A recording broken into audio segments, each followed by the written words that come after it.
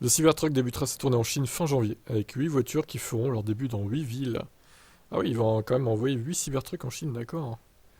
Donc la tournée devrait commencer fin janvier, a annoncé aujourd'hui le média local The Paper dans un article citant Tesla.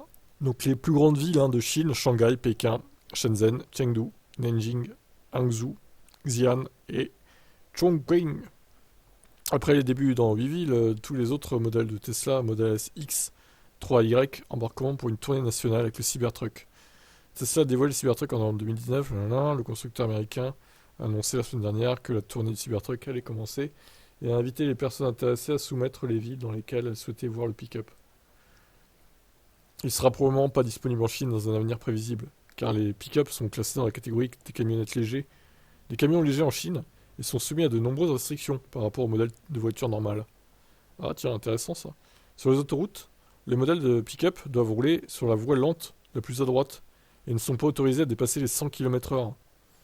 Les voitures particulières ordinaires peuvent rouler légalement jusqu'à 120 km/h sur autoroute. Ah ouais, d'accord, hein, putain, la vache. Donc les pick-up, ils sont dans la catégorie poids lourd, léger quoi. C'est assez bizarre, hein. En Chine, les camionnettes ne doivent pas non plus être utilisées pendant plus de 15 ans et doivent être mises au rebut à la fin de cette période. Waouh. Ah, c'est bizarre comme règle aussi ça. Donc les pick-up de 2009 et moins, ça dégage quoi. Ok. Bon après pour la pollution, remarque... Alors peut-être que là-bas aussi c'est un peu différent parce que leurs voitures des années 2000 à mon avis c'était des grosses daubes qui polluaient à fond quoi. Niveau technologie à mon avis c'était pas ouf, hein. Donc c'est potentiellement compréhensible. À mon avis c'était pas les mêmes normes anti-pollution qu'en Europe. C'était largement pire donc c'est compréhensible on va dire. En outre, de nombreuses villes chinoises imposent des restrictions à l'entrée des camionnettes dans les zones urbaines. Si celles-ci ont été réduites au cours des dernières années, il convient de noter que le Cybertruck devrait attirer davantage de visiteurs dans les magasins de Tesla en Chine et pourrait également renforcer la perception selon laquelle le fabricant de VE dispose de technologies avancées qui sont importantes sur le marché chinois des véhicules électriques.